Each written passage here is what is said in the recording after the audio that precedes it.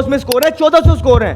तो ये स्टैट कौन से किंग के हैं, मुझे ये बताएं। ये किंग का मैं क्या करूं कि जो उसने मैच नहीं जितवा के देना है। बाबर आजम पाकिस्तान का वो बैट्समैन है जिसकी बैटिंग की एक झलक देखने के लिए दुनिया तरसती थी।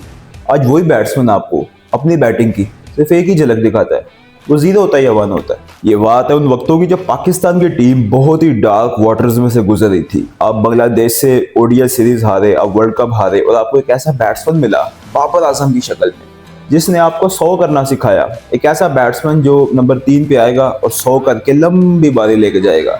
2016 में उसने 300 किए, 17 की उसने चैंपियन ट्रॉफी में अच्छी कंट्रीब्यूशन की, और करते करते 19 का वर्ल्ड कप का उसका ये वाला 100 जो है जिसको आज भी उसके फैंस याद करते हैं। और फिर एक जन्म हुआ एक नए बाबर आजम का, एक नया औरा बाबर आजम का दरियाफ्त हुआ जिसमें बाबर आजम ने फिर बेतहाशा रन्स किए। हुआ क्या इस बाबर आजम को, कहाँ चला गया वो बाबर आजम जो 100 करता था, जो मिस्टर कंसिस्टेंट था, जो 50 किए बगैर आउट नहीं था होता, जिसकी बैटिंग को देखने के लिए लोग आते थे। हुआ क्या इस बाबर आजम को, आज इस पे बात करते हैं। बाबर आजम की टेक्निक बहुत अच्छी है एज अ बैट्समैन, उसके पास उसके टेक्निकल फ्लॉज नहीं है, लेकिन उसकी जो रेंज ऑफ शॉट्स है ना वो बहुत कम है। आपने देखा होगा कि वो स्पिनर्स पे बहुत ज़्यादा आउट होता है, स्पिनर्स पे बहुत ज़्यादा एलबी होगा, बोल्ड होगा, स्टंप होगा। रीज़न कि वो स्वीप नहीं खेलता, वो बॉलर की लाइन में नहीं आता। उसको हर वो मिस्ट्री स्पिनर जिसके पास 2 वेरिएशंस हैं, बाबर उसको नहीं खेल सकता। बहुत से लेग स्पिनर्स बाबर को बोल्ड और एलबीडब्ल्यू कर चुके हैं, जिसमें राशिद खान, आदिल रशीद, कुलदीप यादव, बहुत से लेफ्ट आर्म स्पिनर्स बाबर को तंग कर चुके हैं, जिसमें साउथ अफ्रीका के केशव महाराज, उसमें कह सकते हैं आप जॉर्ज लिंडे, और बहुत से ऑफ स्पिनर्स भी उसको तंग कर चुके हैं। तो बाबर आजम की ये जो स्पिनर्स पे वीकनेस है ना, ये बहुत बड़ी वीकनेस है।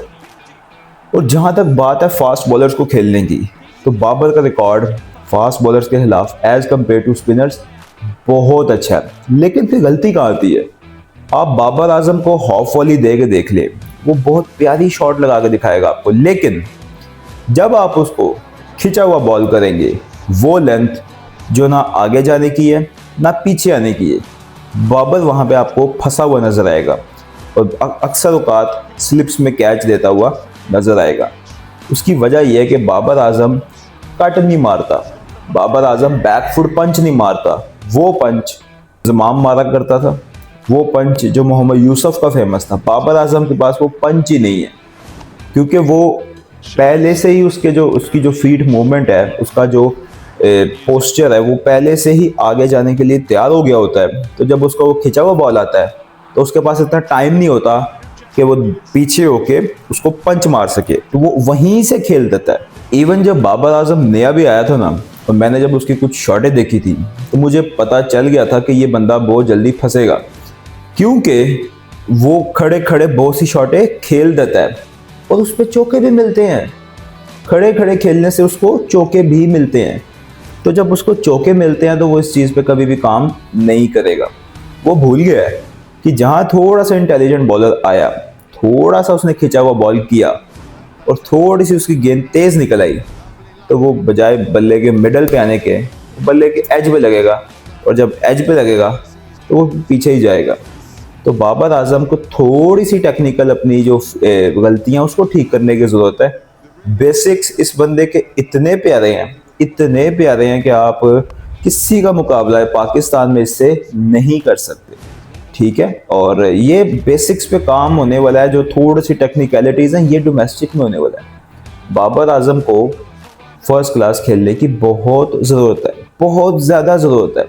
मैं फिर कहता हूँ कि सचिन तेंदुलकर पागल था कि वो हमेशा रणजी ट्रॉफी खेला। यूनुस खान पागल था जो HBL से खेलता था। यार वहाँ जाके ना अपनी गलतियों पे काम करते हैं, क्यों? क्योंकि वहाँ आप पे प्रेशर नहीं होता। जब आप अपने डोमेस्टिक मैचेस खेल रहे हो तो वहाँ पे प्रेशर नहीं है, फिर आपने वहाँ रन्स का नहीं सोचना, आपने वहाँ अपनी गलतियों पे काम करने का सोचना है। वहाँ पे आपने समझना है, सीखना है कि यार मेरी ये गलती है, जब मुझे ये लेंथ मैच में आती है तो मैं वहाँ ये गलती करता हूँ, यहाँ मैंने कोशिश करनी है कि मैंने ये गलती नहीं करनी। सचिन तेंदुलकर मैं आपको बताता हूँ, एक दफ़ा ऑस्ट्रेलियन लेग स्पिनर है, लेफ्ट आर्म चाइनी मैन, उससे आउट हो गए। और शाम को हॉग उनके ड्रेसिंग रूम में पहुंच गए। उस ज़माने में ऑटोग्राफ होता था। हॉग ने उनसे ऑटोग्राफ लिया और सचिन ने पता उन्हें क्या कहा कि this is the last time you have got me out, दोबारा तुम मुझे कभी आउट नहीं कर सकोगे। उसके बाद गालबन 14 इनिंग्स में वो दोनों आमने सामने आए और सचिन को आउट नहीं कर सके। उसके पीछे पता क्या था, ये सिर्फ डायलॉग नहीं थे जो मुंह से बोले गए, उसके पीछे बिहाइंड द सीन एक हार्डवर्क था। सचिन ने मुंबई के तमाम जो लेफ्ट आर्म चाइनी मैन्स था उनको बुलवाया, नेट्स में बुलवाया और उनकी बॉलिंग खेली और अपनी वीकनेसेस पे काम किया। ठीक है, आप अपनी वीकनेसेस पे काम करते हैं। तो मैं समझता हूँ पाकिस्तान में अगर किसी बैट्समैन ने ठीक होना हो तो बड़ा आसान है, क्योंकि पाकिस्तान में तो बॉलर्स ही बहुत हैं, आपको हर किस्म का बॉलर मिलेगा। Left arm pacer, right arm pacer, swing bowler, seam bowler, pace वाला बॉलर, बाउंस वाला बॉलर, आपको तो हर किस्म का बॉलर मिल जाएगा। ये मसले तो बांग्लादेश में होने चाहिए, क्योंकि उनके पास आई थिंक वो पेस बैटरी है ही नहीं है। तो आपके पास तो इतने बॉलर्स आपको नेट में मिल जाएंगे कि किसी भी बैट्समैन को अगर अपनी कमजोरी पे काम करना है तो वो कर सकता है। आपको याद होगा 2015 वर्ल्ड कप, मैं आपको ये वाकयात इसलिए बता रहा हूँ कि मैं बता रहा हूँ जो दुनिया के ग्रेट बैट्समैन है ना, वो कैसे अपनी गलतियों पे काम करते हैं। 2015 वर्ल्ड कप था, इंडिया पाकिस्तान का मैच था। इससे पहले इंडिया की टीम ने मोहम्मद इरफान से 2012-13 की जो सीरीज थी मार खा चुकी थी। तो इंडिया ने क्या किया, मैच आपका एडिलेड में था, इंडिया ने स्टूल लेके ना वहां से ऊपर से उन्होंने उसको विराट कोहली और प्लेयर्स को ना प्रैक्टिस करवाई, ताकि आपको इरफान को खेलने का आइडिया हो। क्योंकि इरफान की जो हाइट है ना वो 7 फीट 1 इंच है, बहुत बड़ा है। पेस इतनी नहीं है, बाउंस उतना नहीं है, लेकिन हाइट बॉल इधर से आता है, आपको ऐसा लगता है आपको ऊपर देखना पड़ा है। तो वो जो उनकी एक आई लाइन उन्होंने सेट की, ठीक है, क्योंकि उनको पता था ऑस्ट्रेलिया में मैच है, ऊपर से इरफान इतना लंबा है।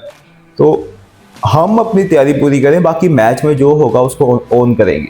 लेकिन मैच अगर में हम हार में आए और बाद में हम गिले शिकवे कर रहे हो कि यार हम ये कर लेते तो वो कर लेते, नो, आप करके जाओ, बाद में जो होगा वो हमारा है, ओनरशिप लेंगे। ठीक है, तो बड़े खिलाड़ी इस तरह करते हैं यार। सचिन ने वो जो आधा टेप वाला बॉल नहीं होता, वो इतनी प्रैक्टिस की हुई है उससे, ताकि मैं रिवर्स स्विंग को समझ सकूं। ये जो वसीम वकार करते हैं, फिर मारा भी बहुत है सचिन ने उन दोनों को। तो क्या हमारे खिलाड़ी ये करते हैं? नहीं करते। मैं आपको एक और चीज़ बताता हूँ, अगर मेरे हाथ बस में हो ना, तो मैं इनको पूरा दिन में ट्रेनिंग करवा के ना, थका के, मेंटली फिजिकली थका के, जैसे लाइट्स ऑन हो थोड़ा सा गीला बॉल करके ना मैं इनको उससे प्रैक्टिस करवाऊँ। उसकी रीज़न है, ये मैच सिचुएशन है, क्योंकि मैच में आपको नॉकिंग नहीं होती। मैच ऐसे नहीं होता, मैच होता है आप फिजिकली थके हुए हो, मेंटली थके हुए, आपने फील्डिंग की हुई है 20-50 ओवर्स, अब आपको बैटिंग करनी है और लाइट्स ऑन हो चुकी हैं। जब लाइट्स ऑन होती हैं तो बॉल स्किट करता है, और अगर थोड़ी सी ड्यू है तो फिर तो समझे आप वैसे ही काम से गए। तो ये वो मैच सिचुएशंस हैं जो इनको करवानी चाहिए। हमारे बंदे क्या करते हैं, हमारे बंदे जी दिन में ना ये नॉकिंग कर रहे हैं, टक टक टक छिक्के मार रहे हैं, तो वो एक बंदा बस बॉल फेंक रहा है और ये घुमाई जा रहे हैं। क्या आप मैच में ये छिक्का मार सकते हैं अपनी थकी हुई बॉडी के साथ? ग्लव्स में पसीना आया हो, ड्यू पड़ी हो, नाइट हो, आपने पहले फील्डिंग की हो, थके हो, रनिंग की हो, बीच में 2 दफ़ा डबल भागे ना और छिक्का मारना पड़ जाए तो पता चल जाता है। तो मैं इनको उस चीज़ की तैयारी करवाऊँ। तो बाबर आजम ना अपनी गलतियों पे काम नहीं करता। बाबर की वीकनेस वही है जो उसकी पहले थी, जो वीकनेस उसकी पहले थी आज भी वही है। ये डिफरेंस है बड़े खिलाड़ी में और छोटे खिलाड़ी में। विराट कोहली की ना एक वीकनेस है ऑफ साइड ऑफ स्टंप। यार कितनी दफ़ा मुझे बताएं वनडे या T20 में आउट होता है, वहाँ पे टेस्ट में होता है, मैं मानता हूँ होता है, बिल्कुल होता है। वनडे T20 का बताएं कितनी दफ़ा उसकी स्लिप लगती है। यार थोड़ा सा ख्याल करो बाबर, आपकी बहुत ज़्यादा फ़ैन फॉलोइंग है, लेकिन आप फिर भी वहीं आउट होते हो। या आपकी जो आवाम है आपको LBW बहुत देखती है, LBW बोल्ड, ठीक है, वो भी स्पिनर पे, या आपकी स्लिप लग जाती है। बाकी ना आप कहीं एक्स्ट्रा कवर पे कैच हो गए, ना आप पुल शॉट पे कैच हो गए, कहीं और आप आउट होते ही नहीं हो। ठीक है, ये 2-3 चीज़ें हैं जिस पे आपने काम करना है, तो आप दुनिया के ग्रेट बैट्समैन बनोगे यार।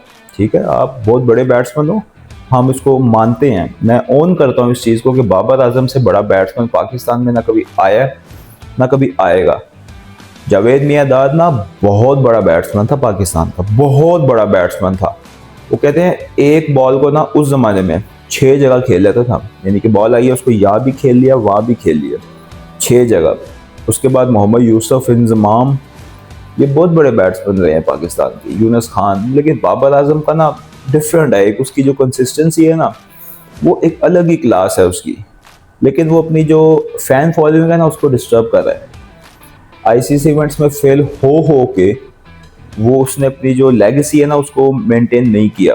तो कुछ सालों तक अगर ऐसे ही रहा तो वो अपनी फैन फॉलोइंग खो देगा, क्योंकि अवाम एक अरसे तक आपको फॉलो करेगी। जिस दिन उनको नया हीरो मिल गया वहाँ हो जाएगी। बाबर आजम को किंग बोलते हैं ना, उस पर मैं थू करता हूँ, थू उस पर जो लानत जिसको बाबर आजम को किंग बोलते हैं ना उसको थू कर। वर्क ऑन हिज वीकनेसेस, और उसके बाद आप खुद देखेंगे कि बाबर आजम बहुत अच्छा खिलाड़ी है। Does Robert get it? Yes, he does. The king stands